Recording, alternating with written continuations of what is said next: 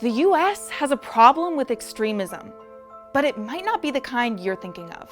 In terms of sheer numbers of attacks in the US over the last decade, one group in particular should stand out to you. 11 worshippers shot and killed in a Jewish synagogue in Pittsburgh by a man shouting anti-Semitic slurs.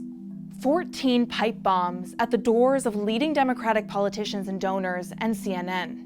2 black customers shot in a grocery store in Kentucky by a white man after he failed to make it inside a predominantly black church minutes before. All within the last 2 weeks.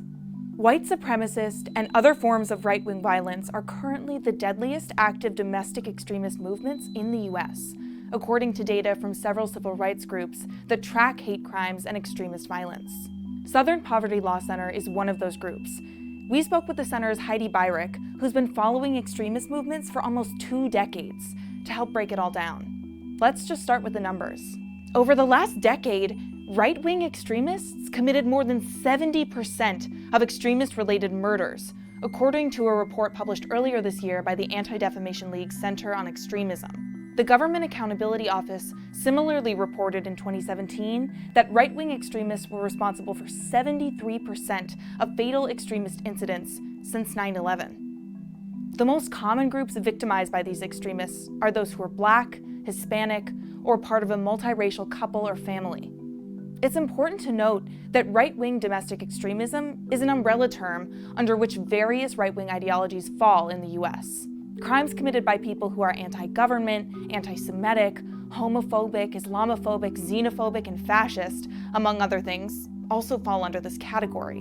But of all the subgroups that fall under right-wing domestic extremism, white supremacists have committed the most attacks in recent years, like the Charleston church shooting and the Charlottesville attack. When we talk about terrorism at the Southern Poverty Law Center, we're talking about white supremacy. And what I mean by that is somebody who believes the white race is literally better than all the other races. And these folks usually believe that the United States should be what they call a white ethno-state. When it comes to racially motivated hate crimes, Black Americans are overwhelmingly targeted. They make up 66% of the victims of racially motivated hate crimes since 1995. A recent report by the Center for the Study of Hate and Extremism at California State University San Bernardino shows that anti-Black hate crimes were among the most common of any in at least 5 of the 10 largest US cities in 2017. And when it comes to extremist ideologies, there have been incidents of attacks inspired by the so-called Islamic State. For example, the mass shootings at Pulse nightclub in 2016 and a San Bernardino health center in 2015. But statistically, white American men in the US pose a bigger threat than foreigners committing acts of extremism. But you might not know that based on some of the coverage and political rhetoric surrounding extremism. Donald J. Trump is calling for a total and complete shutdown of Muslims entering the United States. I think Islam hates us. I want surveillance of certain mosques, okay? Journalists have also been complicit in the narrative that often paints white perpetrators as quiet or lone wolves, rather than labeling them as terrorists, as they're often quicker to do with non-white perpetrators. Extremist attacks committed by those who are Muslim receive, on average, 357% more US press coverage than those committed by non-Muslims, according to a recent university study. If all the domestic terrorists who are white males were covered as heavily and connected together in one story, we would have a different image that would come to our mind. In fact, Muslims and Jews are among the most frequent religious targets of white supremacist violence. Muslims comprised 24% and Jews 54% of victims of religiously motivated hate crimes, according to the FBI's most recent data. You know, in people's minds, they don't really put together that this is a pattern of violent activity connected to one ideology, basically white supremacy, in the same way that they do when they think about extremist Muslim violence. But when it comes to actually being charged with terrorism, recent data from an investigative nonprofit, the Nation Institute, shows that when terrorist incidents result in arrest, Muslim perpetrators are far more likely to be charged than far-right perpetrators. A very small number of white supremacist cases do result in terrorism charges. But what about the Oklahoma City bomber? What about the Parkland school shooter? Indeed, all of these people had a well-documented history of racist, homophobic, or anti-Semitic views. There is a very, very narrow range under the law that applies to domestic terrorism where someone can actually be charged for terroristic offenses.